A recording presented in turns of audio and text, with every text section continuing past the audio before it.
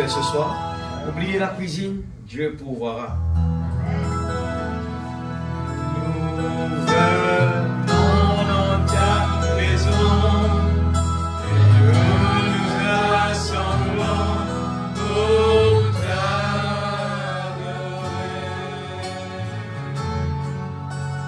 Nous venons dans ta maison et nous assemblons pour t'adorer.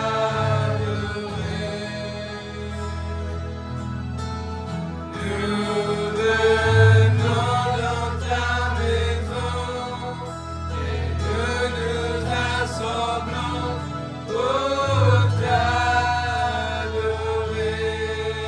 Jésus.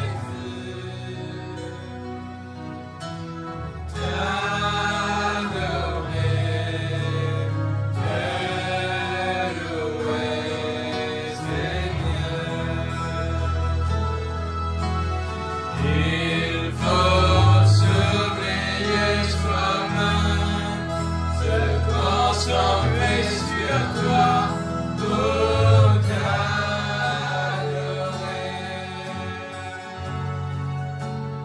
Il faut s'oublier soi-même, se concentrer sur toi pour t'adorer.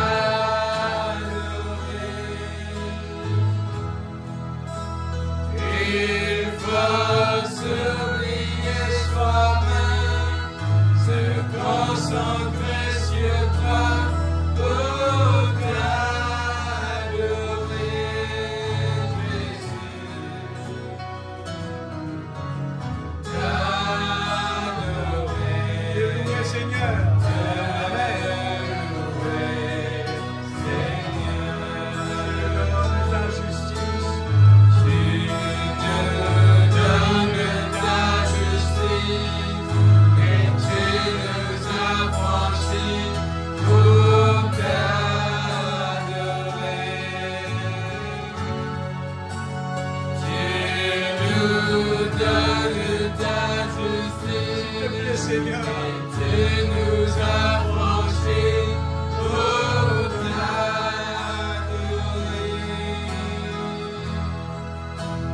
Tu nous donnes ta justice et tu nous as franchis pour t'adorer,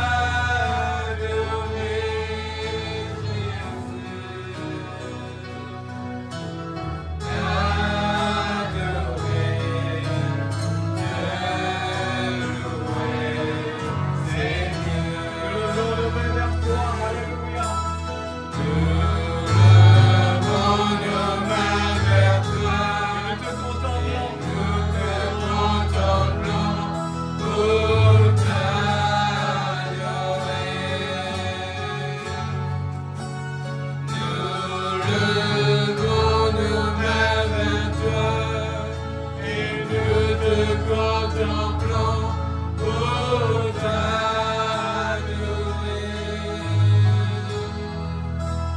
Nous levons nos mains vers toi et nous te contemplons pour t'adorer, Jésus.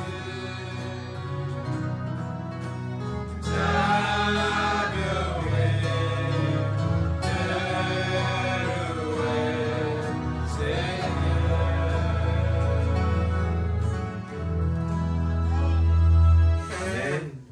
Alléluia. On va prendre notre Bible maintenant.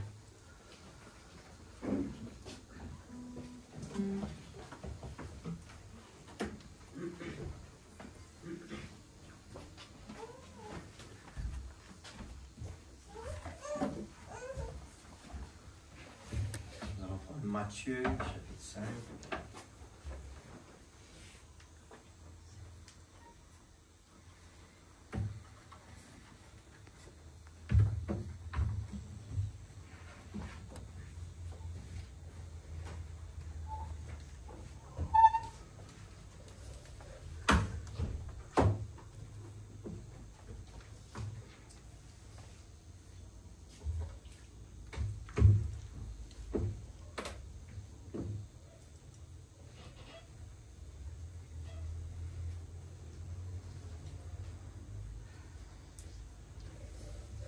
Matthieu 5, verset 1er.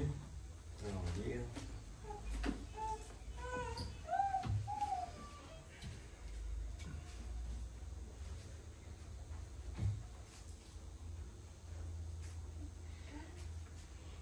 À la vue de ces foules, Jésus monta sur la montagne, il s'assit et ses disciples s'approchèrent de lui. Puis il prit la parole pour les enseigner.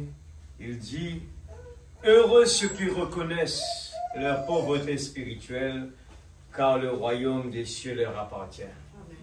Heureux ceux qui pleurent, car ils seront consolés. Heureux ceux qui sont doux, car ils hériteront la terre. Heureux ceux qui ont faim et soif de la justice, car ils seront rassasiés. Heureux ceux qui font preuve de votre bonté, car on aura de la bonté pour eux. Heureux ceux qui ont le cœur pur, car ils verront Dieu. Heureux ceux qui procurent la paix, car ils seront appelés fils de David, fils de Dieu. Heureux ceux qui sont persécutés pour la justice, car le royaume des cieux leur appartient. Heureux serez-vous lorsqu'on vous insultera, qu'on vous persécutera et qu'on dira faussement de vous toutes sortes de mal à cause de moi. Mais réjouissez-vous et soyez dans l'allégresse, parce que votre récompense sera grande au ciel.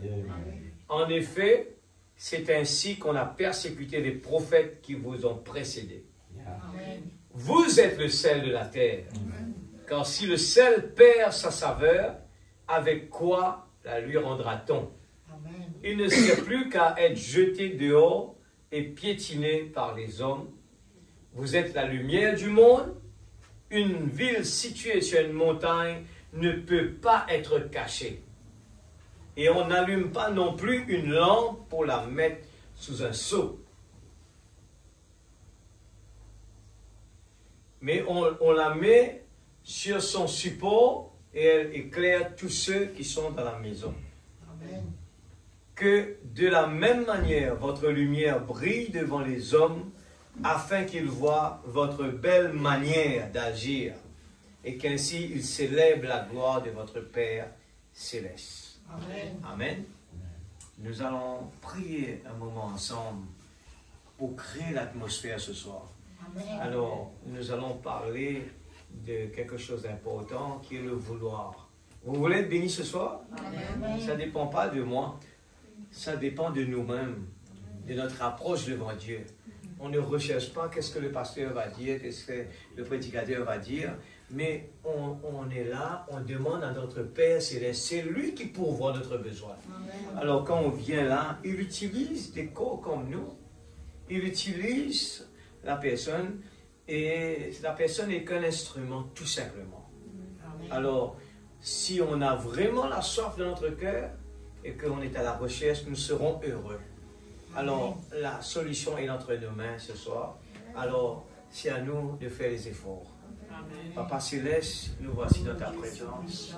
Oh Dieu, nous voulons vraiment, Seigneur Dieu, créer l'atmosphère qu'il faut, afin que, Père, nous puissions vraiment être bénis ce soir. Tu nous as démontré, Seigneur, qu'un enfant de Dieu, il ne faut pas attendre à ce que nous serons toujours, consolés. Un enfant de Dieu est toujours persécuté, il passe par des épreuves, il passe dans des moments difficiles, mais c'est toujours, Seigneur, là que tu nous formes, c'est là que tu nous mets dans la forme que toi tu veux. À travers de tout cela, Seigneur Dieu, tu nous fais passer par les tests. C'est pour cela que, Père Céleste, nous voulons vraiment prendre cela au sérieux et nous avons besoin que ton Esprit Saint puisse oindre la parole, oindre l'instrument, afin que, Seigneur, nous puissions vraiment être un tuyau, un canal pour que, Seigneur Dieu, l'onction peut descendre ce soir. Nous comptons beaucoup sur toi, Père. Enlève tous les découragements, enlève tout, Seigneur Dieu, oh Père, les empêchements, Seigneur, que nous puissions être des persévérants. Qui même que nous voyons qu'on est dans un désert, mais Seigneur, Abraham dans le désert, il a eu la visite de Elohim. Et ce soir, nous croyons que, Père, tout est possible à celui qui croit. Seigneur Jésus-Christ, Jésus-Christ, notre Sauveur bien-aimé, nous voulons te dire combien nous t'aimons.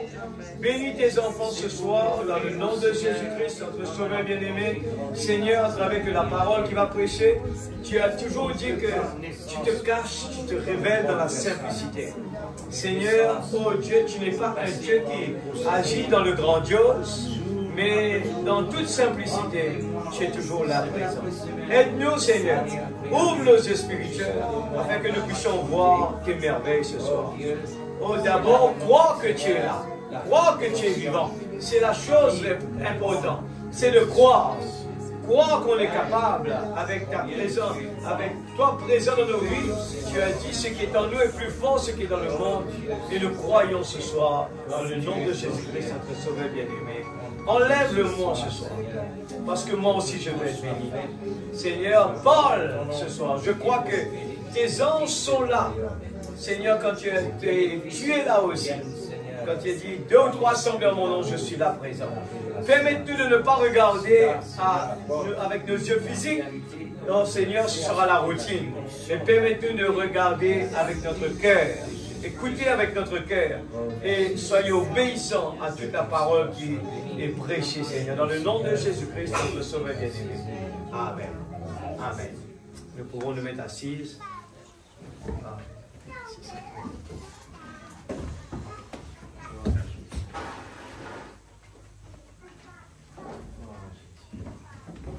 Dans le nom de Jésus.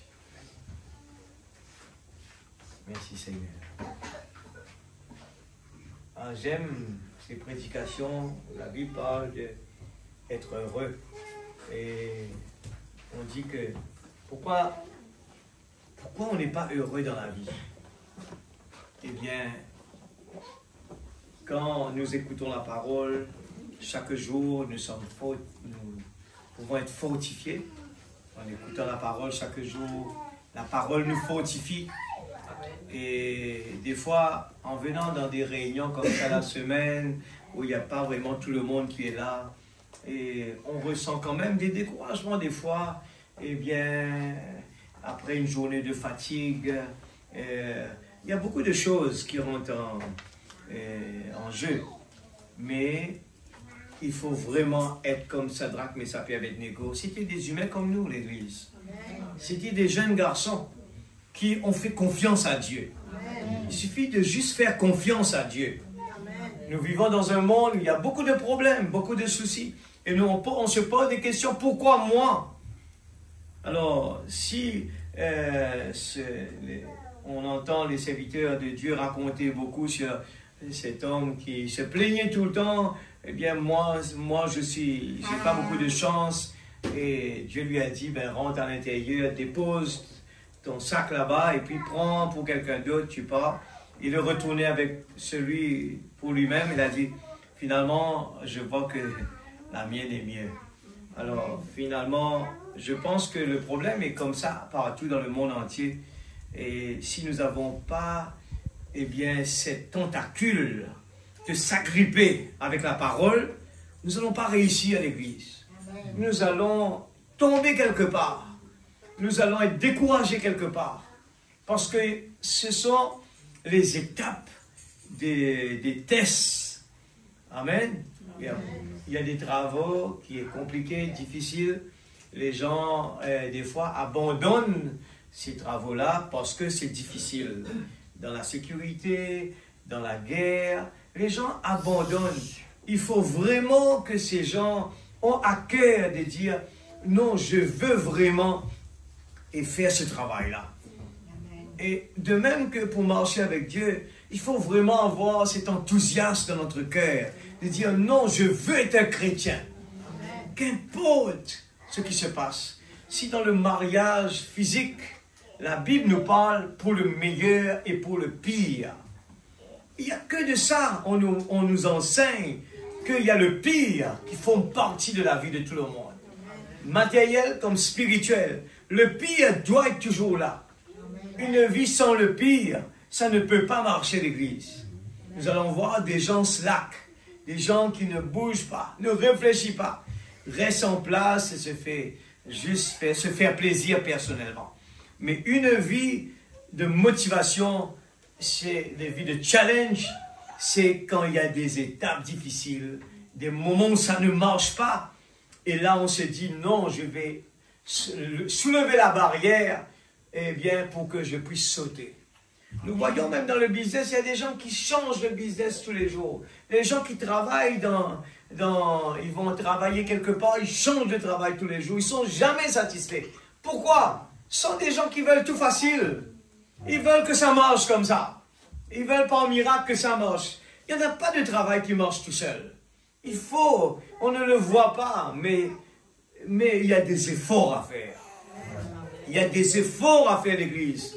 Nous venons ici à l'Église. Hein? D'abord, il faut avoir cet enthousiasme. Quand ça ne marche pas, je n'arrête pas de venir à l'Église. Au contraire, je soulève. Il y a des exemples dans la Bible, beaucoup. Anne, elle était condamnée par les médecins de ne pas avoir d'enfant. Elle n'a pas accepté cela. Elle a relevé le défi.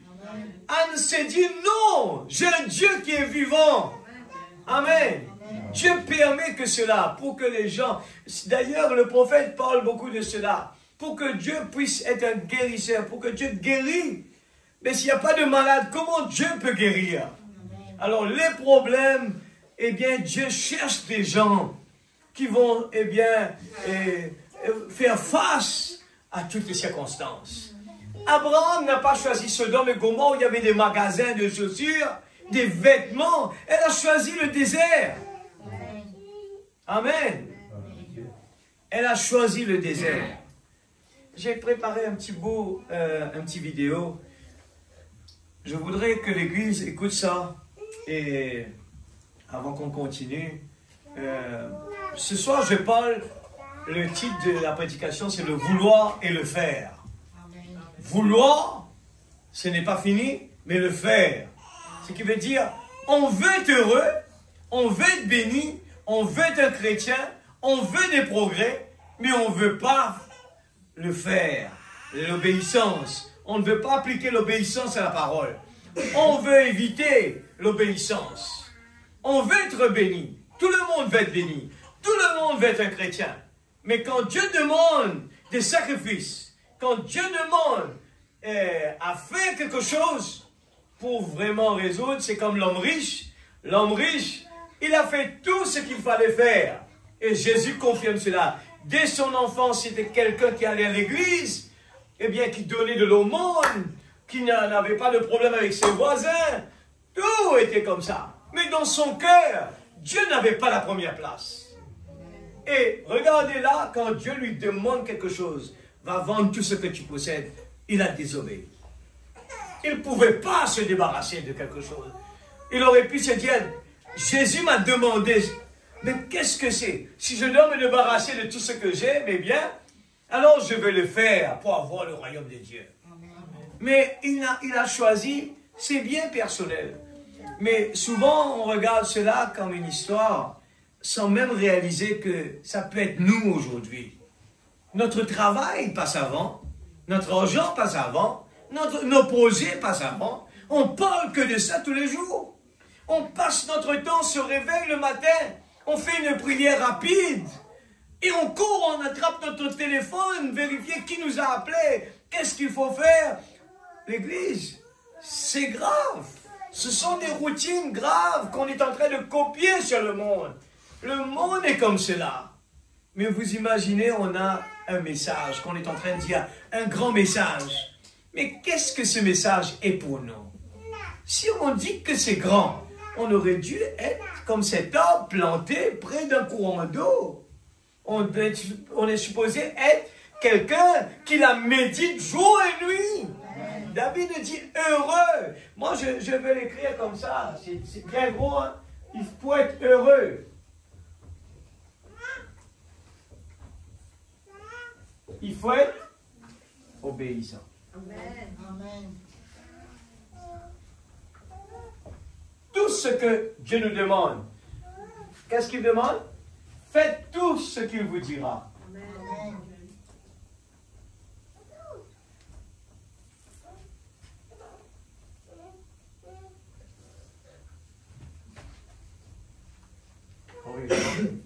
bon là, toute théorité. Hein, c'est bon. Pour être heureux, il faut être obéissant. Et la parole nous dit, faites tout ce qu'il vous dira. On va trouver des exemples dans Esther. On a trouvé l'exemple quand Jésus devait multiplier le vin. Il y a beaucoup d'exemples. Faites tout ce qu'il vous dira. Amen. Amen. Nous regardons ce petit film. Ce petit film, c'est un rabbi juif. Alors, je vous montre cela pour vous montrer que la transition a déjà commencé. On est en train de basculer vers, eh bien, l'éternité. Le temps va finir et c'est des procédures qui ça ne change pas dans un coup, pas fini. C'est des procédures. Alors, quand Jésus parlait avec ses disciples, il a dit, regardez Israël.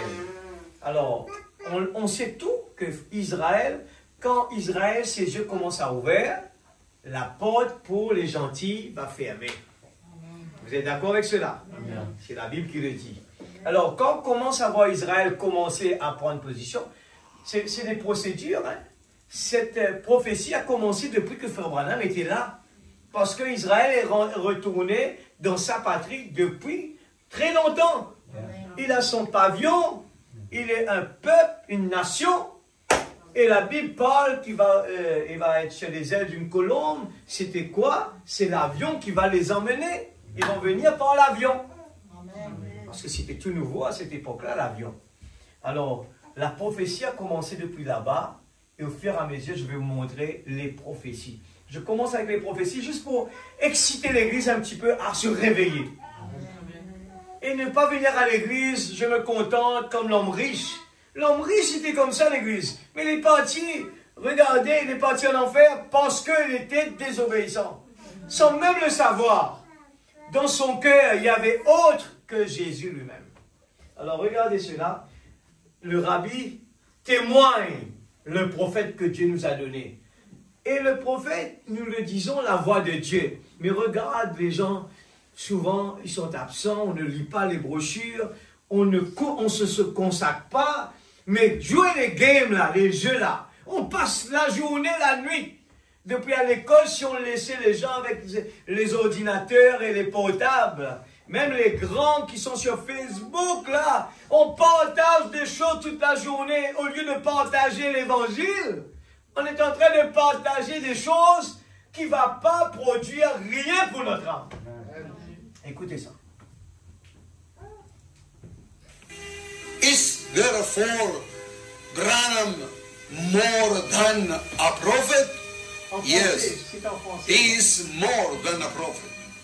I firmly believe that anyone who says a single word against this prophet or against the message that he preached, it will never be forgiven. Never forgiven. Why not be forgiven? Because he who speaks against this work of the Holy Ghost in this man does not speak against the man, but against God, against the Holy Spirit. And this is a blasphemy. Yes, one of these days the bride of Jesus Christ will be taken away, and you will be left here in the great tribulation, where there will be weeping, gnashing of teeth. If you reject the ministry of William Branham, you have rejected Jesus Christ himself. Why? Because it was the Spirit of the Lord Jesus Christ that was working through William Marion Branham. Did not Jesus say that whosoever receives the one that he sends receives Jesus? And did not Jesus say that whosoever rejects the one that he sends rejects Jesus? If you reject this ministry of Branham, one of these days you will say the same thing that the Jews said in front of Jesus crucified. Truly, this man was the Son of God. They recognized him too late. They recognized him after they had rejected him and crucified him. Remember, it is not what you say of Branham that determines who is William Branham. No, but it is what you say of Branham that determines what you are and what will be of you. Amen. C'est un juif qui est en train de parler. C'est un rabbi juif. Imaginez qu'aujourd'hui on est en train de parler, entendre que les juifs sont en train de parler de ce prophète qui il est.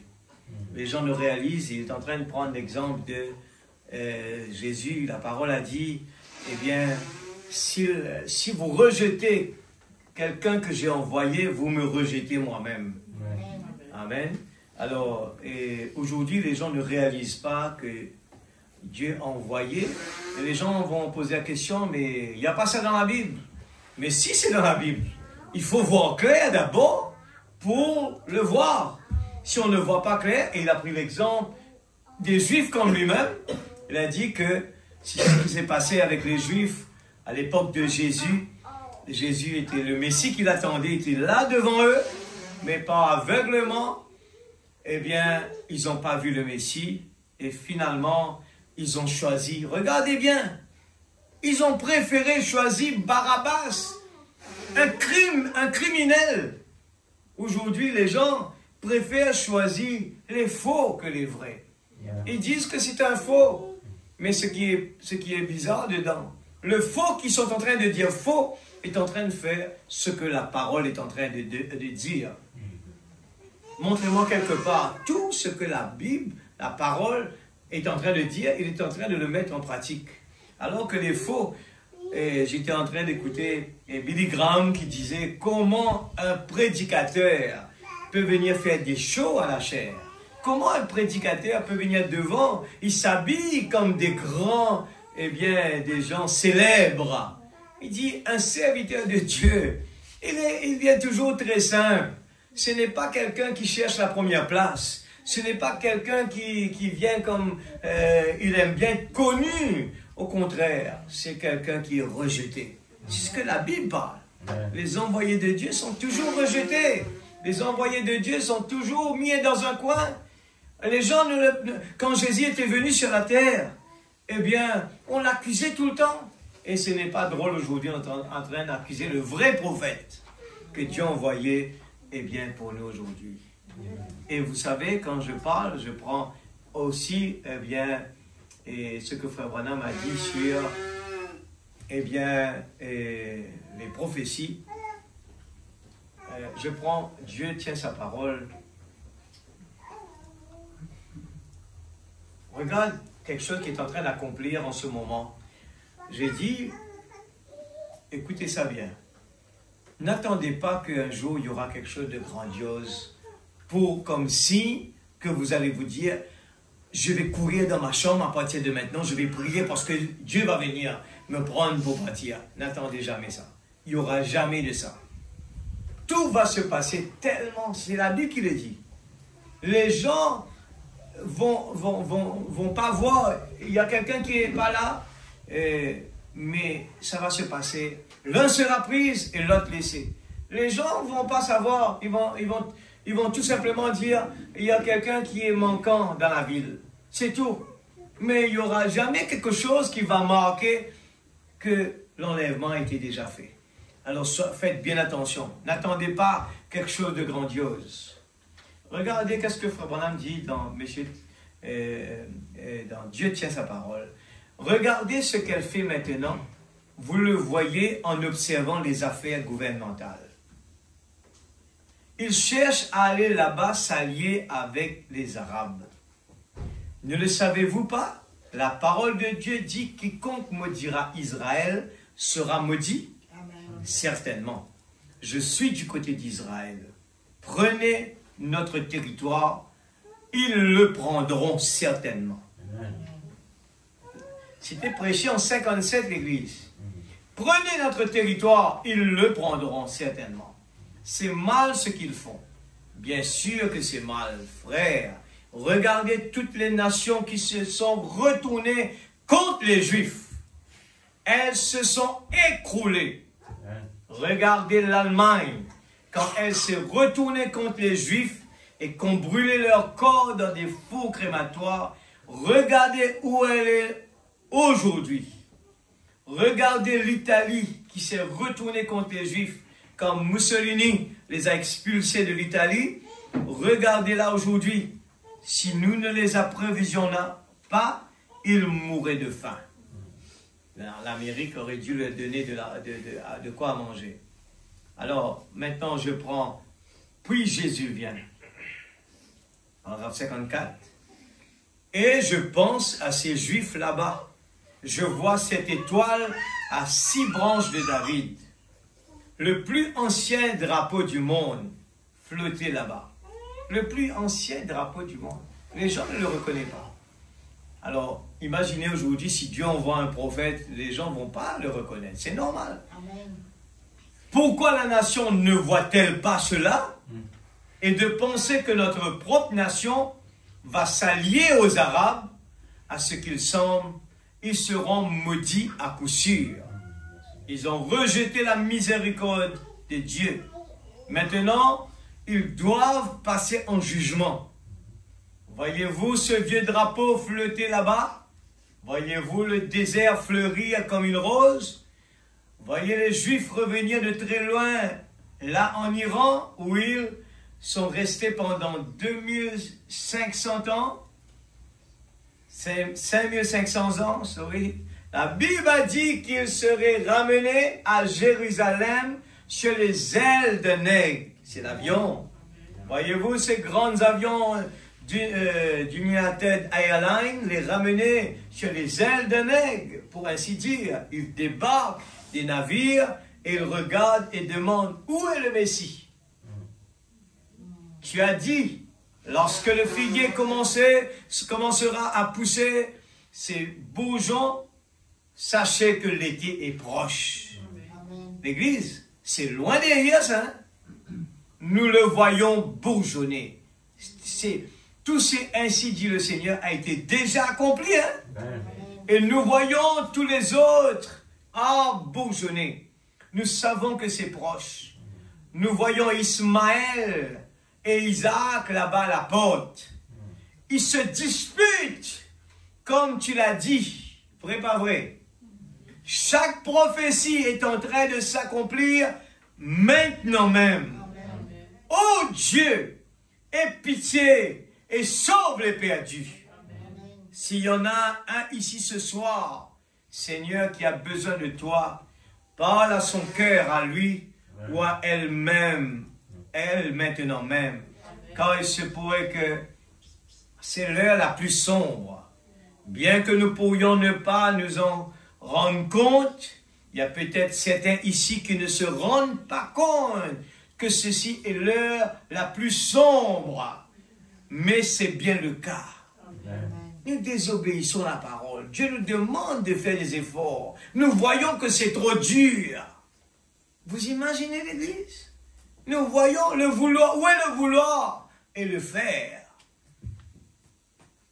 Satan peut leur avoir tellement donné le sentiment de suffisance à cause des biens de ce monde qu'ils ne se rendent pas compte. Tu as dit dans la Bible, tu es nu, malheureux, misérable, aveugle, et tu ne le sais pas. Amen.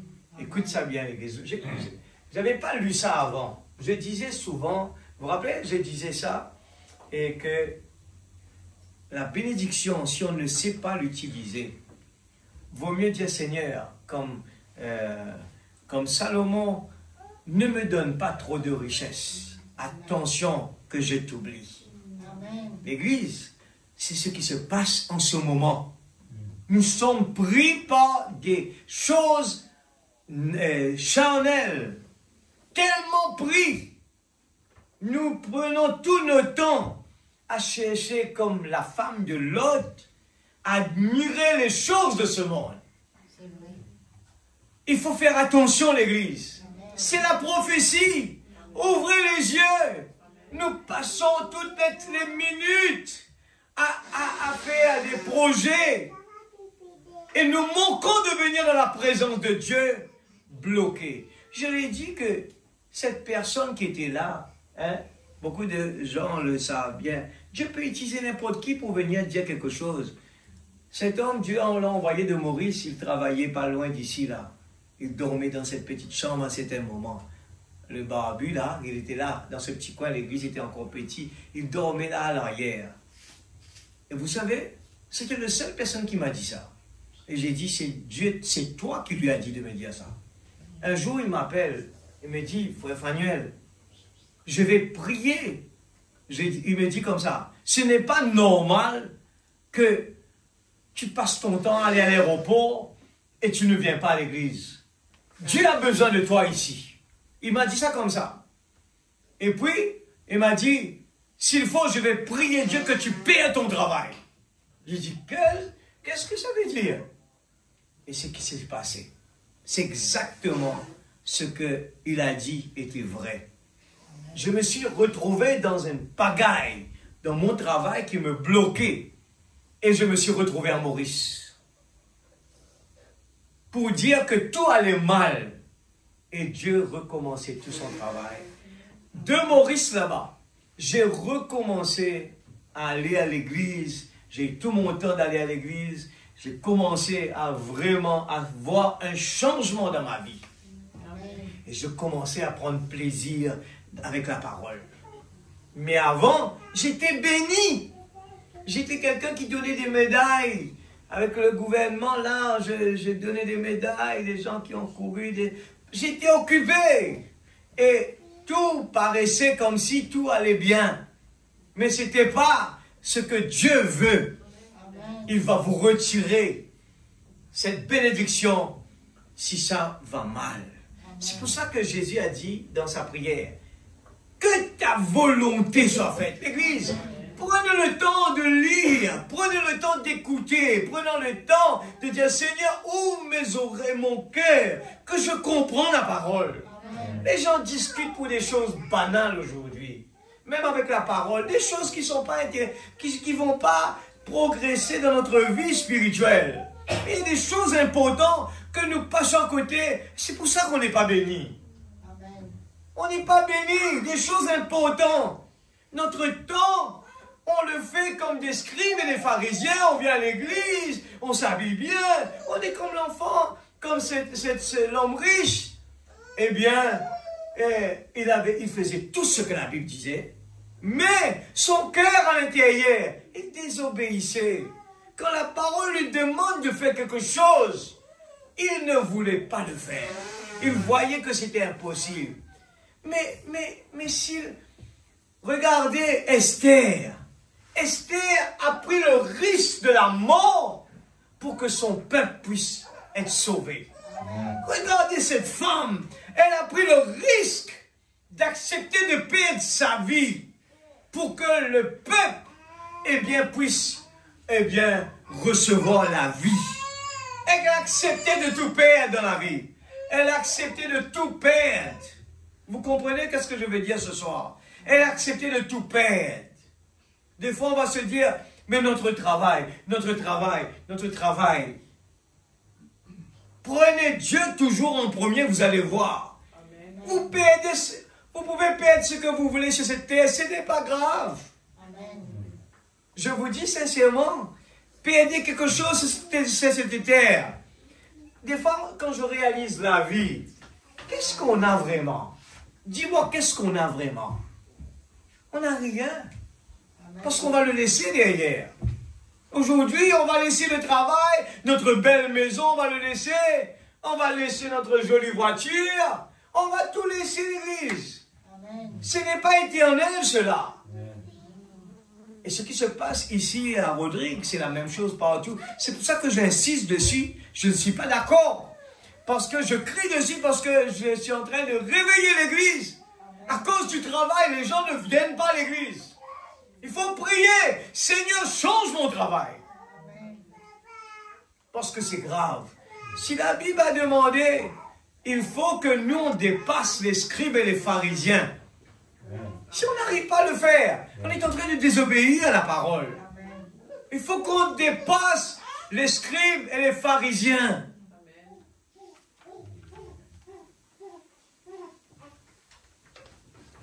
Ne laissez pas de distraction dans la salle, s'il vous plaît. C'est important. Je dis c'est important. On est en train de parler de quelque chose de sérieux. Vous allez sortir de là après, vous allez oublier. Parce qu'il n'y a pas du sérieux dedans. Vous imaginez combien qui, parmi nous avons vraiment conscience, ce juif-là est en train de parler, eh bien, de la tribulation.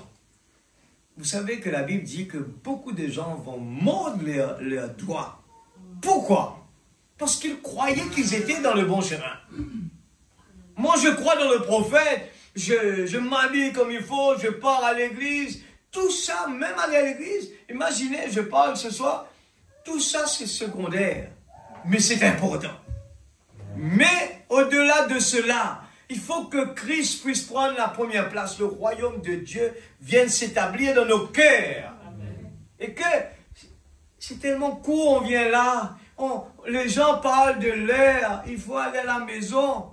Regardez, le prophète a dit comme cela, il comprend ces questions, que les gens sont fatigués. Mais la vie d'un soldat, on n'est pas fatigué, ça.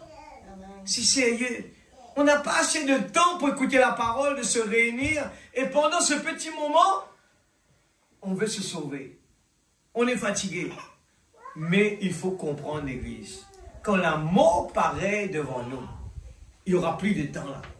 Ce n'est pas question de temps. Il dit, emmène-moi le prophète, j'ai besoin qu'il prie pour moi. On peut courir, regarde la femme de perte de sang. Elle a été d'accord. Pourtant, lui aujourd'hui, dans son cas là, on allait partir sur un brancard dans une ambulance. Elle a rampé sous les pieds des gens pour avoir la guérison. Anne, elle a pleuré, elle a crié, elle a cherché Dieu. Je vous dis sincèrement, sans le Saint-Esprit, c'est notre ticket pour le royaume. Le Saint-Esprit en nous. Il nous faut, le prophète nous dit, il faut impérativement que nous cherchions à être remplis du Saint-Esprit. Ne faites pas trop de... Ne faites pas que des... nous allons faire ça, on aura ça. La Bible nous enseigne que on ne sait pas si demain on sera là. Il faut, Frère Branham lui parle de cela, il lui dit, il faut vivre comme si aujourd'hui c'est le dernier jour. C'est le prophète qui parle comme cela. Combien de gens qui sont partis, qui ne savent, qui à aucun moment n'attendaient pas qu'ils allaient partir. Regardez cet homme qui est venu est venu faire des achats, peut-être pour aller faire la fête des mères, mais il ne savait pas qu'il allait jamais retourner à sa maison. Il a été poignardé. C'était d'une fraction d'une seconde. On a pu, de nos yeux, constater combien de secondes la mort peut attraper quelqu'un. C'est quelques de fractions, l'Église. On le voit tous les jours, l'Église. Les gens s'inquiètent, pourquoi, qu'est-ce qui se passe? Mais on est dans la fin des temps. Quelqu'un part au travail, il ne revient pas chez lui. C'est ce que la Bible a dit. Parce que le temps est en train d'accélérer. Mais on ne le voit pas. La pendule marche toujours pareil, mais c'est toujours comme ça. Mais les gens disent de leur bouche, le temps va plus vite. Une année, c'est comme un mois. Mais personne n'arrive à expliquer ça. Il n'y a pas de mathématiques. Mais pourtant, les gens acceptent ça. Aujourd'hui, je regarde alentour de moi, j'ai dit, le prophète a parlé qu'il y aura, eh bien, des soucoupes volantes. Les gens parlent de soucoupes volantes, mais c'est les anges qui sont en train de visiter la terre. Et aujourd'hui, c'est devenu tellement fréquent. Je ne parle pas de ces lumières qui sont là. Je parle des choses vraiment que les gens ont raconté. Même un chasseur, un pilote de chasse, il disait que la lumière était là. Il a essayé avec son avion d'aller se rapprocher, mais la lumière est partie d'une vitesse extraordinaire. Et souvent, on entend ça.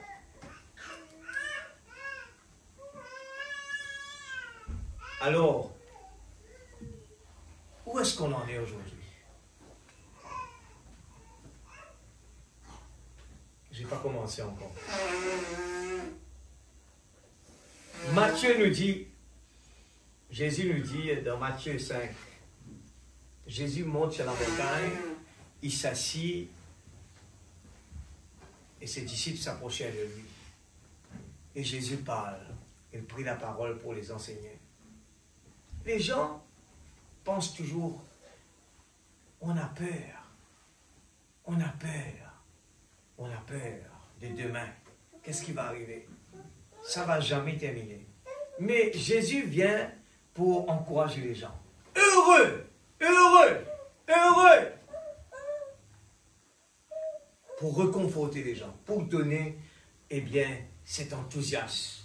C'est pour ça que je dis, s'il y a un endroit quand Jésus a dit, Marie a choisi la meilleure des places, sachez-le aujourd'hui que si les gens réalisent l'importance de se trouver au pied de Jésus, c'est quelque chose de vraiment réconfortant. Parce que l'Église, qui parmi nous, on sait qu'est-ce qui va se passer demain? On ne sait rien. Mais il y a cette crainte, cette peur dans le cœur à chaque moment. La peur de nos enfants, qu'est-ce qui va devenir? La peur de, si demain, là on entend que le Covid revient, la peur. La peur. Il n'y a pas de place sur l'avion si en cas on a une urgence, la peur. Et c'est ce que la Bible a parlé. La maladie augmente, c'est la peur. Les gens deviennent fragiles, c'est la peur. Mais au lieu que les gens se donnent plus au pied de Dieu, on essaye de rassurer notre avenir. Notre avenir se trouve au pied de Jésus. C'est Dieu qui pourvoit tout. Quand demain on va sortir de là, Dieu bénit notre maison. On sort de là, Dieu bénit notre travail. C'est lui. C'est pas nous. Quand notre travail est béni, nos mains sont bénies. Dieu nous donne la sagesse. C'est lui. N'essayez pas d'aller inventer. N'essayez pas de copier sur le monde. C'est Dieu qui nous donne la bénédiction. Alors, il faut nourrir notre âme. Frère Branham dit, ce que vous nourrissez le plus, qui va gagner la bataille. On nourrit notre travail. Je ne vous donne pas garantie que ça va marcher. Mais quelqu'un qui nourrit son âme, il a la parole parlée. Il a tout à dire quand il n'aura rien à manger. Quand il y a la maladie venir. Quand il n'y a pas d'avion. Quand les enfants, il y a des problèmes avec les enfants. Problèmes financiers, problèmes ici. Il a la parole. Il sait qu'est-ce que la parole a dit par rapport à tout cela. Il va appliquer la parole. Seigneur, ta parole a dit. Quand il y a la maladie, Seigneur, ta parole a dit. Il a la force. Et c'est ce que David était, l'Église. Avec la parole, David a relevé un défi impossible pour l'homme. Quand l'homme tremblait, David est venu avec la simplicité. C'est pour ça que je l'ai dit ce soir, peut-être que les gens allaient être là s'il y avait un grand pasteur. Tout le monde, la salle allait être remplie. Mais Jésus ne vient pas comme ça. Excusez-moi. Jésus, il est toujours présent. Il ne prend pas l'avion, lui. Jésus ne prend pas l'avion. Jésus ne choisit pas frère Faniel pour venir là. Il est partout. Et quand on parle de lui, que l'Église se met en accord, il descend l'Église. Ce n'est pas moi. Quand nous venons le vouloir, je veux être béni. Je veux voir l'Église progresser. Je ne me décourage pas devant le négatif. Je ne baisse pas les mains quand ça ne marche pas. Mais je relève les défis avec la parole. Je relève les défis. Si la Bible a dit que je dois être heureux, je marche et je dis je suis un homme heureux. Mais il y aura des problèmes, oui, mais je suis heureux. Il y a des difficultés, mais je suis heureux. Si la science a découvert que quelqu'un qui vraiment, il a la tête, eh bien, il est positif, son corps ne va pas être malade. La science a pu contrôler, a pu comprendre cela. Et les gens des travails, les managers, ils ont compris par la science que quand un travailleur il va voyager, eh bien, il va vraiment se refaire la tête. Quand il revient, il va donner plus. Ils ont compris tout cela. Mais moi, quand je viens dans la présence de Dieu, je sors de là avec un rafraîchissement. Et la parole que j'entends, c'est pour ça que j'ai dit à l'église, si vous venez à l'église et que vous ne pouvez rien vous rappeler ce que la parole a dit, c'est grave. Vous ne faites pas de progrès. Vous n'allez pas progresser si vous n'avez rien compris. On rentre à la maison, on ne relit même pas, on ne recherche pas le verset, la brochure, pour dire, mais je n'ai pas compris, je vais aller chercher cette brochure-là et le lire depuis le commencement pour savoir qu'est-ce que le prophète voulait dire. C'est le travail à faire. Dans le cas contraire, on regarde les enfants qui vont à l'école là, et qui rentrent à la maison et qui ne touchent pas à leurs devoirs. Ou bien qui font leurs devoirs juste pour que le professeur voit j'ai fait mes devoirs. On va voir à la fin de l'année les résultats. Mais quelqu'un qui est intéressé à réussir dans son examen, il va y chercher de comprendre. Il arrive à la maison, maman, le professeur, papa, mon professeur m'a dit ça, je n'ai pas compris comment il a pu avoir ça. Ou bien il retourne le lendemain, il demande à son professeur, eh bien, je n'ai pas vraiment compris comment vous avez eu l'addition. Et là, le professeur va reprendre l'explication, il prend son temps pour expliquer. Et quand on a compris, on avance. Et ce qui se passe au niveau spirituel, on rentre à la maison, on a écouté simplement, et on s'en fiche si on n'a pas compris. On rentre à la maison, on ne lit pas encore, on a terminé. Ce n'est que le prochain, la Bible reste là dans les bancs, on rentre à la maison, on ne lit pas sa Bible. Mais pourtant, David, qui n'avait pas encore le Saint-Esprit, il a dit « Heureux l'homme qui trouve son plaisir dans la loi de l'Éternel et la médite jour et nuit, l'Église. » Tu peux passer ton temps sur ton portable, mais tu ne peux pas lire la parole. Imaginez, est-ce que la reproche qu'on aura devant le trône, est-ce qu'on va passer avec ça? Tu as le temps de lire ton portable, tous les messages que tu lis par jour. Mais la Bible, tu n'as pas de temps et tu me dis que c'est OK. C'est grave. On va être choqué un jour. On aura le choc de notre vie devant le trône. Imaginez-vous si l'évangéliste qui travaillait pour Dieu tous les jours allait chercher des âmes perdues, son nom n'était pas dans le livre. Il n'a pas passé. Et combien plus forte raison si on ne faisait même pas la moitié de ce que l'évangéliste faisait? Est-ce qu'on n'a pas peur? On n'a pas de crainte de Dieu dans notre cœur? On se fie à ce qu'on est, on est encore jeune? Qui parmi nous peut dire que moi je suis encore jeune, j'ai tout mon temps devant moi? Allez lire, Salomon parlait de ça. Il parlait aux jeunes là. Personne ne peut pas garantir combien de jours il reste devant lui. Il faut être franc, il faut le dire comme ça. Personne n'a pas de garantie. S'il a 2 jours, 3 jours, 1 mois ou 1 an. Ça c'est la grâce de Dieu ça. Ça c'est la grâce de Dieu ça. Ce n'est pas votre jogging qui va vous changer votre date de dessert. C'est faux ça. Même s'il faut le faire, c'est faux ça. Dieu, s'il a besoin de vous, qu'importe vous avez vraiment, vous ne buvez pas de l'eau, il va vous faire rester là sur la terre. Il a besoin de vous. Son serviteur qui était dans le désert, il les a nourris parce qu'il a besoin de Élie. Ça ne veut pas dire que je vais dire non, je ne vais pas boire de l'eau, Dieu va me garder là. Non, ce n'est pas vrai. Mais je dis pour Dieu, rien n'est impossible. S'il a besoin de vous, il va vous garder là. Le vouloir et le faire. Je n'ai pas commencé. Je commence maintenant. Il ne reste pas beaucoup de temps. Je lis Apocalypse chapitre 4, 3e partie. Je suis là à donner des coups de choc parce que je réalise que beaucoup ne lisent pas les brochures. Et quand je pose des questions que les gens ne peuvent pas répondre, c'est déjà les résultats. Ça peut prouver qu'il n'y a rien. On ne peut pas se rappeler même du titre. On n'a rien fait. qu'est-ce qu'on a fait vraiment avec ce qu'on est en train d'écouter.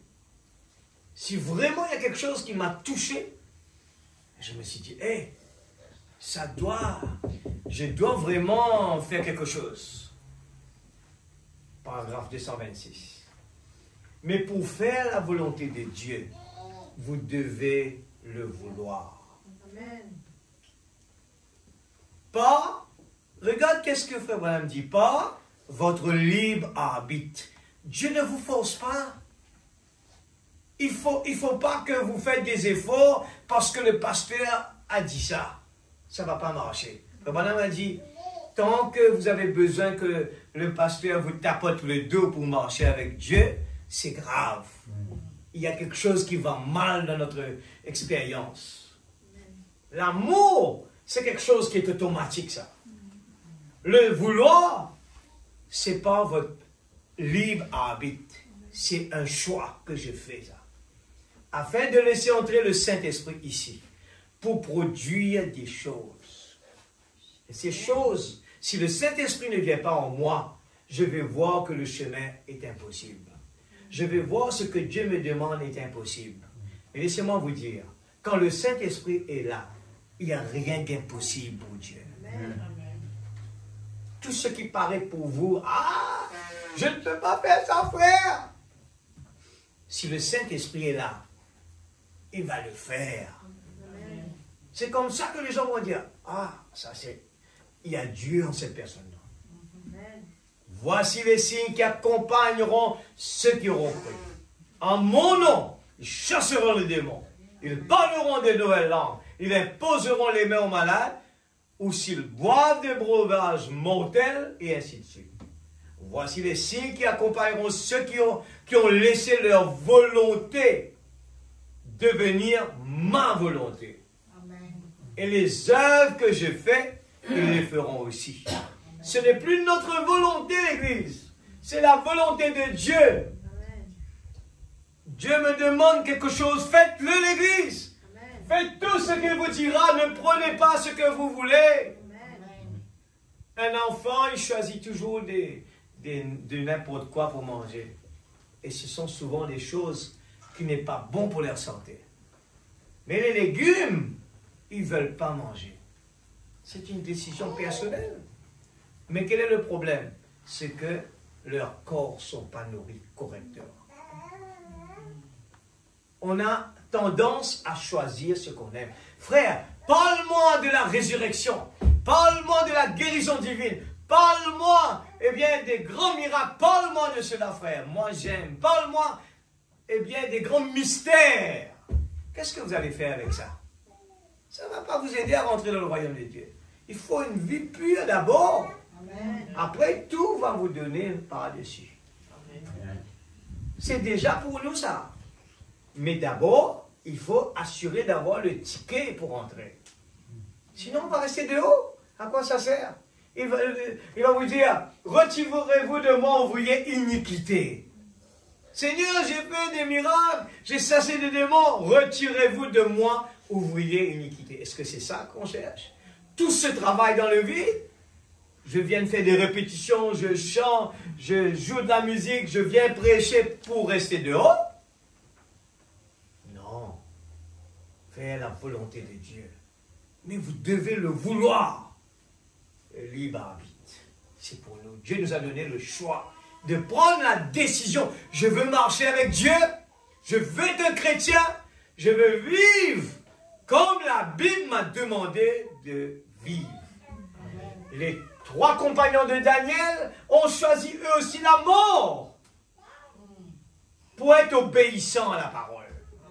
Ils ont choisi la chose la plus terrible, l'Église. Qu'est-ce que Dieu nous demande aussi terrible que la mort? Qu'est-ce que Dieu nous demande aujourd'hui, l'Église? Qui est comparable à donner sa vie? C'est rien. Le plus dur, c'est vraiment d'affronter la mort. Mais à part ça, qu'est-ce qui est impossible? Quand j'étais sur le lit de l'hôpital, c'était facile pour moi maintenant de dire, Seigneur, je te promets, si tu me donnes la vie, je vais me consacrer pour toi. Parce que j'étais sur le lit, de l'hôpital. Et dès ce moment, je ne pense plus comme priorité à mon travail. Il n'y a rien de priorité. La priorité, c'est de faire la volonté de Dieu maintenant. C'est comme ça. Parce que je veux avoir la vie sauve. Vous pouvez avoir le cardiaque que vous voulez, manger des grands repas, ce que vous voulez. C'est pour quelque temps ça. Vous allez devoir trouver quelque chose d'autre. Quelque chose d'autre pour ravitailler un petit peu votre motivation. La vie devient monotone. Il faut tous les jours trouver quelque chose de nouveau. Construire cette maison, écraser, refaire une autre, trouver une autre voiture, changer de voiture. Chaque fois qu'il y a une nouvelle voiture, on est motivé. Après 3 mois, 4 mois, c'est fini. On ne lave même pas la voiture. Mais avec Jésus, c'est autre chose. C'est pour la vie de l'Église. Nous avons un trésor. Un trésor. Qu'il faut le chérir, l'Église. Ce n'est pas juste de faire les chants, de faire la prédication. Non, il faut la vie maintenant. Et ce soir, je ne parle pas à l'audience. Mes oreilles, mon cœur écoutent ce que Dieu utilise ma bouche pour le dire. Ça paraît vraiment dur, mais je dis, si c'est la parole, Seigneur, je vais d'abord être ce que la parole est en train de nous demander. Parce que moi, je vais être heureux. Pas être heureux d'avoir une voiture pour 6 mois. Pas pour avoir une maison pour 6 mois. Pour avoir un titre. Après demain, c'est fini. Après, les gens vont dire, venir sur votre compte. Ah, c'était un homme grand. Mais je ne suis pas là, moi. Je n'entends pas ça, moi. Ils vont mettre votre nom partout. Ils vont parler de belles mots pour vous. C'est vos parents qui vont l'entendre. Mais vous-même, vous n'êtes pas là, vous. Frère Branham dit, au lieu de donner des fleurs, c'est pour ça qu'il dit, donnez-le pendant qu'il est là maintenant. Pourquoi? Parce qu'après la mort, on ne va plus entendre c'est là. Faire la volonté de Dieu.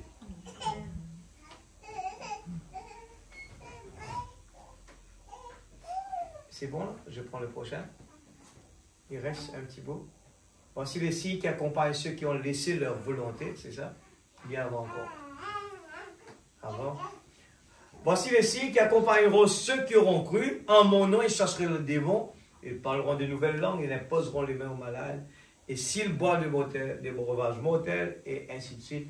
Voici les signes qui accompagneront ceux qui ont laissé leur volonté devenir ma volonté. Amen. Et les œuvres que je fais, ils le feront aussi. J'espère que vous ne le manquez pas. Il y a une volonté de faire la volonté de Dieu. Il y a une volonté de faire la volonté de Dieu. Vous voyez ce que je veux dire? Il y a une volonté de faire la volonté de Dieu. C'est un choix, ça. C'est un choix. Et nous allons le lire après, là. Il dit que au moment où nous avons vraiment ce désir à l'intérieur, Dieu ouvre les portes. Il vous donne la foi. Il vous donne tous les outils pour travailler. Mais il faut d'abord faire un choix. Mais vous dites, mes frères, j'ai fait un choix. Allez bien l'analyser. Parce que l'homme riche aussi a fait un choix. Mais il a fait à moitié. Il n'a pas fait le bon choix. Parce que la Bible nous demande, Dieu nous demande la première place. L'obéissance. Faites tout ce qu'il vous dira. Amen. Le prochain. Apocalypse chapitre 4, deuxième partie. Quand le Saint-Esprit fait quelque chose pour vous, vous ne pouvez tout simplement pas rester tranquille. Amen. Quelque chose bouillonne en vous. Amen. Phew! Oh oui, quelque chose s'empare de vous. Un passionné de Christ. Quand vous aimez le Seigneur, il y a en vous quelque chose qui s'élance, qui s'accroche, qui a faim et soif. Jésus a dit, si j'ai faim, j'ai soif, l'Église. Vous savez, aujourd'hui, on vit dans un moment vraiment difficile et compliqué, même avec la parole. Les gens arrivent à dire, j'écoute chez streaming. Les gens arrivent à se dire, je peux écouter à la maison, je peux écouter ça plus tard. C'est pas la même chose parce qu'il n'y a pas d'effort dedans. L'effort que nous faisons, se déplacer, quitter la maison, se déconnecter, c'est cet effort-là que Dieu a besoin. Cette soif. Parce que si on a à la maison, on a faim, on prend le pain, on mange toujours, on regarde la parole. On prend notre thé, on boit toujours. C'est pas pareil. Mais faire des efforts à quitter la maison. Il dit, il faut tout quitter. Même nos pensées, on arrive là. Le diable va essayer de voler notre pensée. Il va nous faire aller à la maison, aller regarder un problème ailleurs. Mais il faut vraiment se consacrer. C'est pour ça que nous voyons dans le message que, même dans la parole, il nous parle beaucoup des endroits retirés. C'est là que Dieu peut nous bénir. Il faut se retirer de tous les bruits, se retirer de tous les tapages. Aller dans des endroits où on est en contact avec Dieu. On est dans l'attente, Seigneur. Je crois, Père. Et Frère Branham parle des anges. Il le décrit comme cela. Il a décrit l'ange de Dieu à côté de lui. Et il a même dit, Seigneur, permets que mon fils Billy Paul le voie. Et deuxième personne qui confirme. Il dit, oui, l'ange, c'est un homme. C'est un homme. Il est un homme. Il vient là, il est présent. Dieu lui a donné les yeux de l'aigle, il peut le voir. Amen. Mais le prophète est celui qui dit, vous avez des anges qui vous accompagnent. Amen. Comment puis-je aller faire des bêtises, croyant que je suis dans un endroit où les gens ne me voient pas? Dieu nous voit, l'Église. Amen. Alors il faut régler les choses, notre vie avec lui. Amen. Simplement pas rester tranquille, quelque chose qui bouillonne. Amen. Quand vous aimez le Seigneur, il y a en vous quelque chose qui s'élance, qui s'accroche, qui a faim et qui a soif. Jésus a dit, heureux sont-ils, quand ils seront rassasiés. Alors on ne fait pas d'effort, on accepte tous les jours. Il répète cela, il dit, heureux sont-ils d'avoir simplement au moins soif. Que vous l'ayez ou pas. Que vous l'ayez ou pas. Mais au moins, ayez la soif. Vous l'avez déjà la réponse ou non. Ce n'est pas un problème. Mais ayez la soif dans votre cœur. Combien, Frère Branham pose la question, combien veulent plus de Dieu? Nous venons ici. N'attendez pas à ce que l'atmosphère était bon. C'est pas grave, l'atmosphère n'était pas bon ou quoi que ce soit. Nous sommes dans la guerre. Amen. Et nous devons chercher la face de Dieu. Qu'importe ça va pas ou ça va, nous cherchons la face de Dieu. Amen. Alors quand il faut faire la réunion de prière, quand la tendance, on voit l'atmosphère à l'église, les gens sont en train de prier, on voit il y a l'atmosphère bénie, là tout le monde sont emballés. C'est bien. Mais quand nous voyons qu'on n'a pas l'atmosphère qu'il faut, c'est le moment de combat, de prier. Pas de faire comme ça. Et puis, tiens, fini. Et quand on va terminer là? C'est le combat à l'église. Nous vivons dans le temps le plus dangereux. Est-ce que vous savez que les gens attendent la marque de la bête? J'espère, je crois que l'église est au courant de cela. C'est quoi la marque de la bête? Est-ce qu'on attend là-bas que ça vienne de l'Italie? Frère Branham dit la marque de la bête est déjà sur la terre. Amen. Il est déjà là. Il est où? C'est là. La bataille jamais livrée. Amen. Ce n'est pas nouveau et ça ne va pas venir, c'est déjà là. Il vous contrôle, c'est ça qu'il est en train de faire. Les gens se tracassent des choses matérielles. Amen. Il y a la pression, on se tracasse des choses matérielles. On veut vivre longtemps, on veut gagner. Sans même savoir qu'on peut tout laisser à n'importe quel moment et partir là où il ne faut pas partir. Mais c'est ça qu'il faut avoir peur. C'est ça. Je ne dis pas le mot peur, mais c'est la crainte plutôt. La crainte pour Dieu, le jugement. Seigneur, je te donne ma vie. Et s'il faut arrêter le travail, je vous dis, Frère Branham l'a dit comme ça. S'il faut être absent du travail, s'il faut quitter le travail, ce n'est pas grave. Amen. Le plus important, c'est de venir au pied de Dieu. Amen. Frère, je vais perdre mon travail. Dieu va vous donner un meilleur. Amen. Et je crois dedans de tout mon cœur. Ce qu'il a fait pour moi. Il m'a donné un meilleur. J'étais un partenaire chez quelqu'un. Il m'a dit, Tu ne mérites pas ça, toi. J'ai même pas réalisé.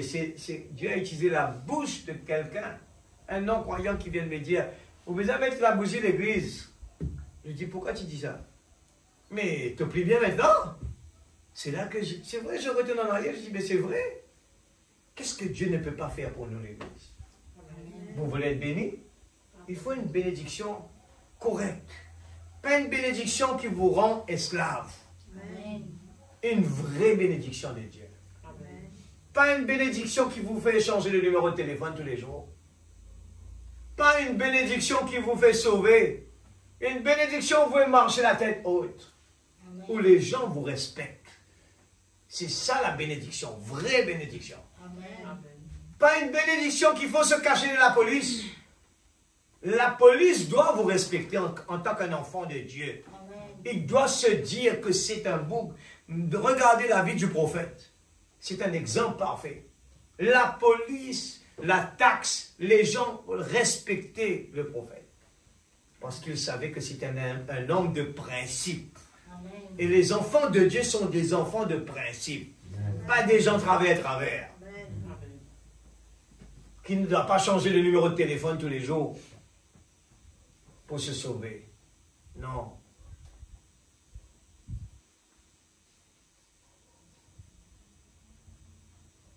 Combien veulent plus de Dieu? Très bien. Eh bien, parce que vous voulez plus de Dieu, vous êtes bénis simplement d'être comme ça. Amen. Juste parce que je veux plus de Dieu, vous êtes des gens bénis. Vous comprenez ce que je veux dire? Le prophète veut dire plutôt.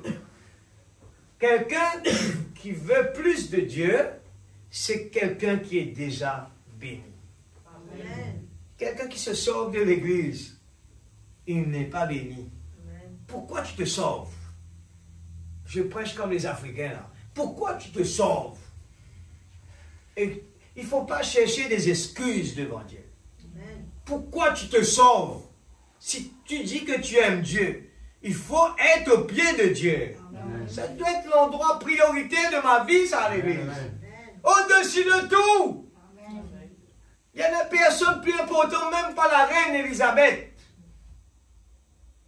Ici, c'est plus important que lui. Amen.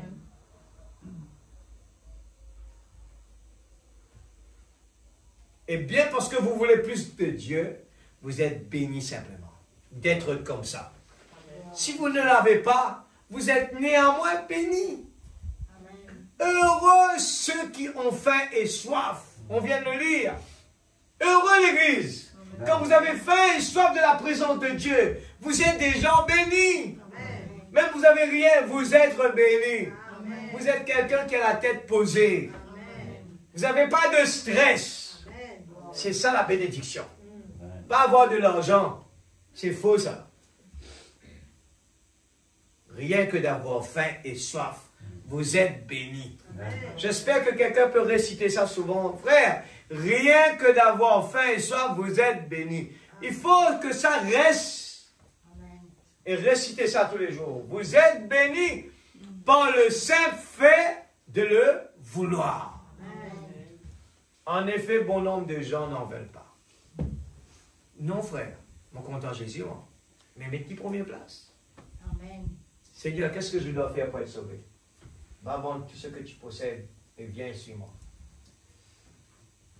Regarde cet homme qui faisait tout ce que maman et papa avaient demandé de faire. Il a dit non, celui-là, par contre, je ne peux pas. Alors, quel type de chrétien nous sommes aujourd'hui, l'Église? Est-ce que nous sommes tout simplement un chrétien où maman et papa m'ont demandé de venir à l'église pour des raisons quelconques, des avantages comme ça, ou bien nous voulons suivre la Bible parce que nous l'aimons. Amen. Nous voulons suivre Jésus parce que nous l'aimons. Comment les gens peuvent dire que c'est un faux prophète? Alors quand je lis à chaque fois, je dis Seigneur, il faut vraiment être aveugle. Ce prophète, il nous attire vers Jésus. Il nous montre, il faut aller là-bas. Et c'est la seule personne au monde qui vient sur la terre, qui vient et vous dit, votre dénomination ne va pas vous sauver. d'autres est en train de parler comme ça. Quand il demande à quelqu'un, qu'est-ce que vous êtes? Il dit, moi je suis de telle église, je suis de telle église. Il a dit, mais non, vous devez être un chrétien. Nous suivons la parole. Nous suivons Jésus. Je ne suis pas de El-Béthel, moi, je suis de Christ. Ce nom-là, tout simplement, est une indication pour une adresse et pour le gouvernement. C'est tout. C'est pas El-Béthel qui va nous faire rentrer. Non. El-Béthel, il est là pour nous donner l'opportunité de nous rassembler, l'Église.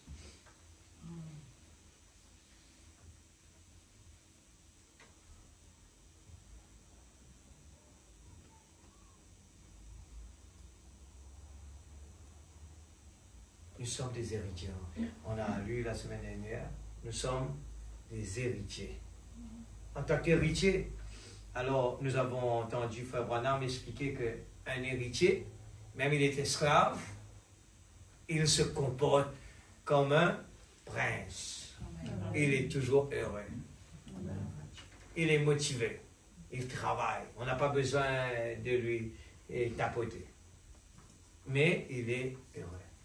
Pourquoi? Simplement parce qu'il est un prince. Il y a autant d'exemples alentour. Quand nous regardons le schéma, la parole, on regarde à gauche et là, Dieu nous montre la beauté de toute la parole. Amen, Amen Église.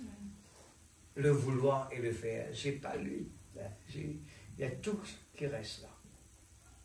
J'ai voulu quand même donner un petit peu de vitamines par rapport à le temps qu'on est en train de vivre, de nous secouer, de nous réveiller. Et j'apprécie beaucoup. Mais je vois, il y a beaucoup aussi des choses qui se passent qui est bien. Je vois les jeunes, les enfants qui chantent. Mais ce n'est pas tout, il ne faut pas s'arrêter avec ça. Il faut faire plus que ça, c'est donner sa vie à Jésus. Ouais. Et écoutez ça, j'ai dit, pour être heureux, nous prenons les jeunes. Aujourd'hui, la parole nous explique comment un jeune fait son choix. Je prends l'exemple dans le naturel, pour le spirituel. Un jeune garçon, avant de faire son choix, le prophète nous enseigne les critères d'abord, pour éviter les problèmes plus tard. Mais les gens aiment bien les problèmes. Ils veulent se faire plaisir d'abord. Après, plus tard, pasteur, priez pour moi. Mais savez-vous qu'on aurait pu éviter ça? Savez-vous que ce problème-là, ce n'est pas normal, ça? Un enfant de Dieu, il va passer par des épreuves, mais il ne passe pas par des moments où ça ne marche pas. Pourquoi ça ne marche pas? Parce que le choix, d'abord, n'a pas été bien fait.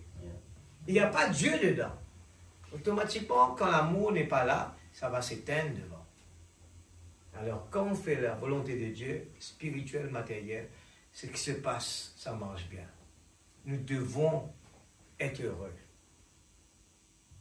Nous venons à l'église, nous devons être heureux. Nous devons aimer se rassembler alentour de la parole, aimer manger la parole. Croyez-moi, Dieu, il est un menteur. S'il faut attendre que quelqu'un sorte de là-bas pour venir nous dire quelque chose. Dieu est un menteur. Dieu dit qu'il pourvoit à nos besoins. Nous sommes tous que des marionnettes entre ses mains. Dieu utilise ce qu'il a envie. Quand Dieu a utilisé le petit David, les gens n'avaient pas du tout confiance que ça allait marcher. Parce que leurs yeux les montraient un enfant, leur montraient il n'est pas capable, il ne connaît pas. C'est pour ça que Dieu a voulu les montrer. Écoutez, je vais vous montrer ce que vous avez appris. Regardez, je vais utiliser ce petit enfant-là. Et vous utilisez des armes, lui va utiliser des petits cailloux, des choses ridicules. Et vous connaissez la prédication, du ridicule vers le sublime. J'espère que vous n'avez pas oublié, c'est une grande prédication ça. Sortir du ridicule. Dieu utilise le ridicule. On peut être là quelques personnes seulement, dans un petit coin où il n'y a pas d'animation, il n'y a pas de grands musiciens, il n'y a pas de grands. Mais si nous avons le vouloir On vient ici, on est à la recherche. Vous êtes quelqu'un de heureux. Même si tu n'es pas marié aujourd'hui, tu peux être heureux, tu peux être béni. Avoir Jésus, c'est la chose essentielle.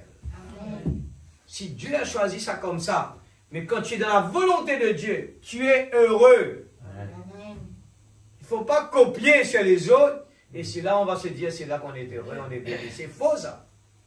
Si Dieu choisit que demain, je suis comme ça, si Dieu choisit que j'habite là-bas, si Dieu a choisi que je vis comme ça, je suis heureux, ce que je suis. Je ne veux pas être comme mon voisin, je veux être comme quelqu'un d'autre. Je suis heureux ce que Dieu m'a fait comme je suis. Et j'aurais bien aimé avoir des dents comme toi là, des vraies dents là. Mais c'est pas grave. Nous, on est en train de regarder plus loin. Un beau jour, il n'y aura plus de ces fausses dents, de ces fausses cheveux, des trucs comme ça. Il n'y aura plus cela. On va être des jeunes. Moi, je regarde là-bas. Et c'est ça qui me donne la force. Comme l'esclave, il était motivé parce qu'il regardait plus loin. Il est un prince. Amen. Alors, juste pour dire, clôturer, retirez ça de nos têtes. Que demain, si j'ai ça, je suis l'homme le plus heureux. Ou bien, si j'ai ça, je suis l'homme le plus heureux. Ah, maintenant, quand j'aurai un bon travail, je serai l'homme le plus heureux. C'est pas vrai. La Bible a dit, cherchez d'abord le royaume de Dieu. Amen. Et toutes choses vous seront données par-dessus. Toutes choses concourent bien de ceux qui aiment Dieu. Amen. Bien. Je suis un homme heureux. Je vis dans ma petite cabane, je vis dans ma grande maison, je suis heureux. Amen. Pourquoi? Parce que je désire plus de Dieu dans ma vie. C'est ça qui est très important pour moi. Je termine avec ça. J'espère peut-être, si Dieu le veut, continuer. Je n'ai pas eu le temps de lire tout ce que le prophète parle de cela, mais juste pour donner un petit coup de pouce ce soir. Alors, moi, je ne suis pas choqué. Tout ce qui se passe dans la vie, les gens ne viennent pas à l'église, les gens sont découragés. Je dis, Seigneur, donne-moi la force pour prier pour ces gens. Il y aura plus au fur et à mesure les gens. Aujourd'hui, les gens quittent le message et vont critiquer. Alors, comprenez-le, aujourd'hui, on va voir toutes les couleurs. C'est parce que tout ça, si Dieu n'a pas donné la permission, cela ne peut pas arriver. Alors, on va avoir des moments vraiment où il faut vraiment la prière. Comme des Daniel dans la fosse au lion. Shadrach, Meshach et Abednego dans la fournaise. David devant le géant Goliath. Anne à la réponse de Dieu pour attendre son enfant. C'est des combats. Des combats. Frères et sœurs, peut-être dans votre corps, vous souffrez d'une maladie que vous attendez la guérison depuis longtemps. Réjouissez-vous tout simplement. Amen. Faites comme si, c'est là, le prophète nous le dit, faites comme si que vous ne l'avez pas. Ne prenez pas compte à cela. Amen. Que la volonté de Dieu soit faite. Amen. Toutes choses concourent bien de ceux qui aiment Dieu. Amen, Amen l'Église. Amen. Ma grâce te suffit. Amen. Que Dieu bénisse sa parole. Est-ce que vous êtes debout dans la présence de Dieu? J'espère par le petit moyen que vous avez été bénis. N'oubliez pas que Dieu utilise le petit moyen. Pas besoin d'avoir les grands moyens. Dieu a utilisé le petit bâton de Moïse. Dieu a utilisé le petit caillou de David. Dieu utilise le petit moyen. Si Dieu nous donne les grands moyens, merci beaucoup, Seigneur. Amen. Je suis content. Si Dieu ne nous donne pas, que ta volonté soit faite. Amen. Dieu nous envoie des visiteurs. Merci, Seigneur. Dieu pourvoit. Je suis content. Dieu ne nous envoie pas. Merci, Seigneur. C'est toujours que la volonté de Dieu soit faite, l'Église. Je voulais avoir ça, mais que la volonté de Dieu soit faite. J'aurais voulu être délivré de cela, que la volonté de Dieu soit faite. Concentrons-nous, l'Église, sur les bonnes choses que Dieu a réservées pour nous. C'est bon moment. C'est bon moment. Moi, je dis c'est des bons moments. Il faut se motiver par cela. Motivons-nous les uns les autres. Encourageons-nous les uns les autres. C'est un travail d'équipe. C'est un travail d'équipe. C'est un travail d'équipe. Alléluia. moi je suis vraiment content. C'est le chemin que Dieu m'a placé à l'île Rodrigue. Je suis content. À certains moments, je n'avais pas compris. Je voulais aller là-bas. Je voulais aller là-bas. Je voulais avoir un grand pays. Mais Dieu m'a montré. Il m'a appris à aimer l'île Rodrigue. C'est là où j'étais placé. Il a un programme pour moi ici. J'ai appris à aimer Rodrigue. Aujourd'hui, personne ne peut pas me retirer d'ici. Je ne veux plus bouger de là. J'aime là. À part que c'est lui qui me demande. Nous allons baisser notre tête. Nous allons demander à Dieu sa grâce. Afin que nous puissions, avec ce que nous avons entendu ce soir, nous pouvons voir des résultats dans notre vie, la façon qu'on va penser, la façon qu'on va agir. Dorénavant, on va changer notre façon de penser, la façon d'agir. Nous allons voir des résultats. Papa Céleste, je te loue, Père, ce que tu as caché ces choses, sage, intelligent, ce que tu nous as révélé à nous les enfants. Et ce soir, tu nous as parlé que être heureux, ce n'est pas nécessairement de posséder, mais Seigneur Dieu, des choses ici-bas, des choses matérielles. Mais tu nous as dit que tout simplement, parce que nous avons une faim, une soif dans notre cœur pour toi, nous voulons plus de toi. Nous sommes déjà des gens bénis. Et nous voulons agir, vivre comme des gens bénis. Seigneur, nous voulons chercher d'abord le royaume de Dieu. Et toutes choses, Seigneur, que toi tu vois selon ta volonté, nous voulons te dire merci. Oh Dieu Tout-Puissant, notre séjour sur cette terre, notre combat, notre pèlerinage sur cette terre est temporaire. Nous ne voulons pas nous attacher avec cela, parce que nous savons que c'est temporaire. Nous ne savons pas le programme que tu as réservé pour chacun. Mais Père, nous regardons plus que cela.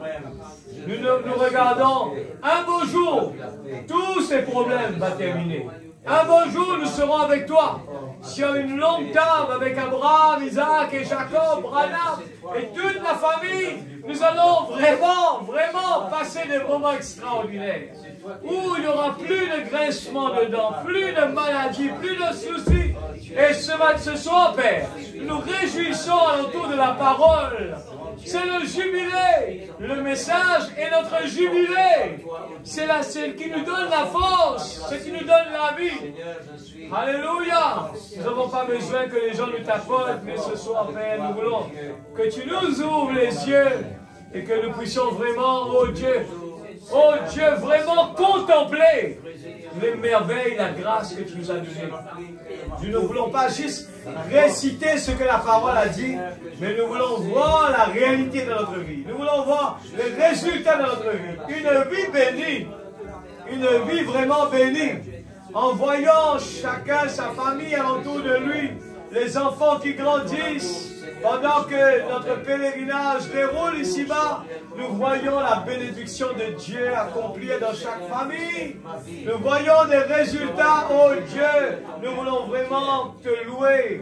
Comme Seigneur Dieu, Job l'a dit de sa bouche, Dieu m'a donné, Dieu a repris, que la volonté de Dieu soit faite. Mon Rédempteur est vivant. C'est ça sa force, la parole de Dieu. La révélation qu'il a eue, ce qui lui a donné la force de se réjouir, de sauter et de dire Amen à la parole, de prier. Oh Dieu, si seulement nos yeux sont ouverts ce soir, il y aura plus de bruit dans cette salle ce soir. Il y aura des cris, il y aura des louanges, il y aura des remerciements. Ce soir, Seigneur, simplement, dès que nos yeux sont ouverts et que nous puissions avoir la révélation de la parole, qui nous sommes en tant qu'esclaves dans ce monde, mais nous sommes riches. Que les faibles disent je suis fort et que les pauvres disent je suis riche. C'est la révélation des enfants de Dieu. Ne nous laisse pas faire les mêmes bêtises que le monde qui court derrière les choses matérielles. Comme la femme de Lot, elle contemplait les choses de Sodome et elle a perdu la vie. Mais ceux qui ont obéi, qui ont regardé, eh bien, devant et l'obéissance, qui a écouté la parole, qui n'a pas tourné le regard en arrière, ont eu la vie. Et cela, c'est applicable pour nous aujourd'hui. Aide-nous à bien comprendre cela. Nous voulons vraiment donner priorité à la soif et la faim pour toi. Nous voulons donner priorité. Et Seigneur Dieu, notre objectif, c'est d'avoir plus de Dieu, plus de toi. Comme nous le chantons, Seigneur. Fais que nous arrivions à comprendre ce que nous sommes en train de chanter. Fais que nous arrivions à avoir une faim, une soif profonde. Quand nous chantons ce chant-là, Seigneur, que cela puisse sortir de nos entrailles. Plus de toi, Seigneur. Plus de toi, Seigneur. Aide-nous à comprendre ce que nous sommes en train de chanter. Que, Seigneur, nous puissions vivre dans l'atmosphère, dans le lieu saint des saints. Père, dans le nom de Jésus, bénis ta parole. Bénis chacun de nous, Seigneur. Que ta parole puisse être gravée sur la table de notre cœur. Que nous puissions voir des résultats. Sortir de la voie de Dieu. Nous ne voulons pas que cela reste ici, là. Mais que nous puissions partir à la maison, Seigneur Dieu, et méditer sur ce que tu nous as parlé. Et réfléchir, et prendre des décisions. Et, Seigneur, que le libre arbitre prenne des décisions. Je veux plus de Dieu. Le vouloir et le faire. Dans le nom de Jésus-Christ, notre Sauveur. Bénis tes enfants qui ont fait le déplacement. Je crois de tout mon cœur que le désir est le plus important. Le désir d'avoir Dieu dans notre vie. Ça va résoudre beaucoup de problèmes. Ça va nous aider à traverser les moments difficiles. Et ça va nous donner la paix, la joie, le bonheur. Les fruits de l'esprit. Et nous allons vivre. Même les gens vont se dire, ah, il passe dans des moments difficiles, mais je ne comprends pas. Il est toujours heureux. Oui, Seigneur. Ce sont les règles. Il a besoin du vent, de la tempête pour monter plus haut. Merci, Papa, dans le nom de Jésus-Christ. Que tu nous protèges en rentrant à la maison. Que tes anges campent autour de nous. Je crois, Seigneur. Ouvre nos yeux. Nous voulons voir Jésus. Nous voulons voir Jésus. Où est le Dieu d'Élie? Oh Dieu, que toutes ces prédications, nous pouvons avoir ce désir sur notre cœur. Que le désir pour notre âme puisse dépasser le désir charnel dans ce monde. Parce que c'est toi qui pourvois notre besoin. Tu peux nous le donner comme ça, sans que nous aurons à faire des efforts. Mais c'est d'avoir d'abord le royaume de Dieu établi dans notre cœur. Père, je te loue, Seigneur, ce soir. Même que ma gorge fait mal, mais Seigneur, fais quelque chose pour toi. Seigneur, on en a toujours besoin, Seigneur. On a envie de le faire. Qu'importe les difficultés. Parce que tu as choisi le chemin difficile. Une grande portion t'est réservée. Dans le nom de Jésus, notre Sauveur. Amen. Que Dieu bénisse beaucoup sa parole. Gloire à Jésus.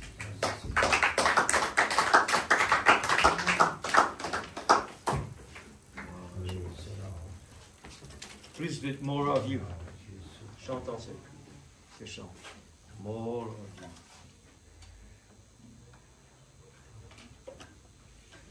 Ce soir, l'Église, nous avons compris que avoir plus de Dieu va combler les lacunes dans notre vie. Il faut vraiment cesser avec le désir pour nous faire plaisir, ce corps, c'est passager ça. Mais allons nourrir le chien blanc. Ce que tu nourris le plus, c'est ça qui va gagner la bataille.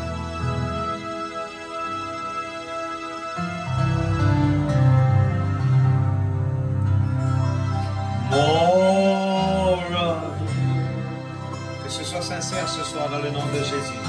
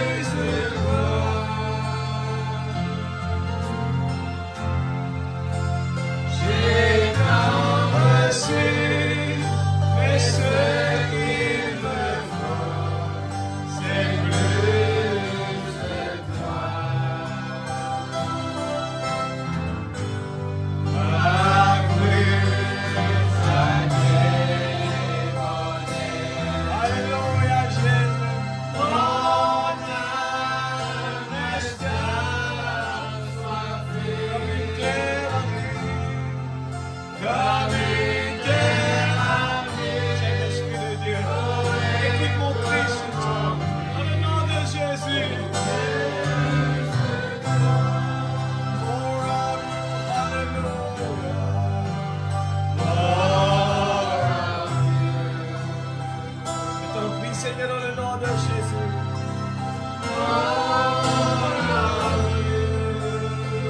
Que ce soit sincère de tout notre cœur.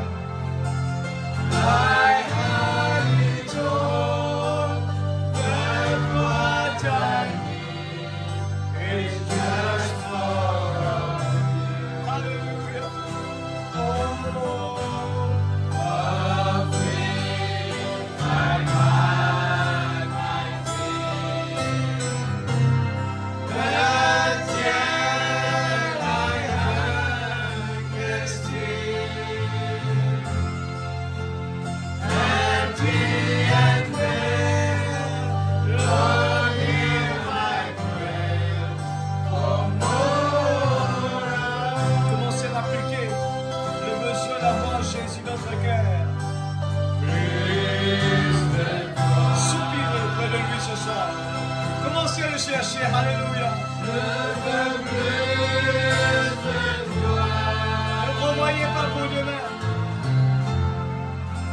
J'ai tant reçu, mais ce qu'il me faut, c'est plus de toi.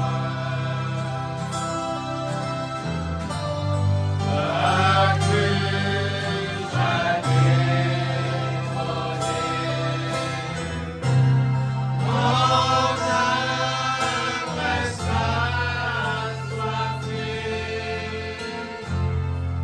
Comme une terre aride, oh, écoute mon cri, pour plus de toi. Plus de toi, Seigneur.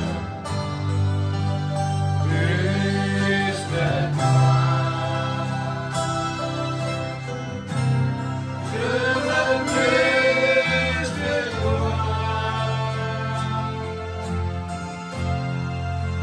J'ai tant reçu, mais ce qu'il me faut, c'est plus de toi. La crue m'a dévoré.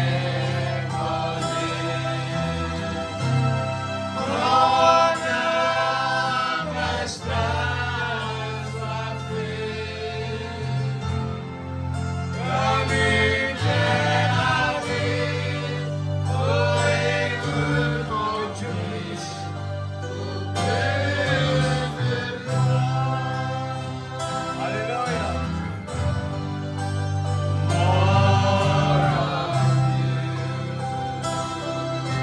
Je veux plus de toi, Seigneur.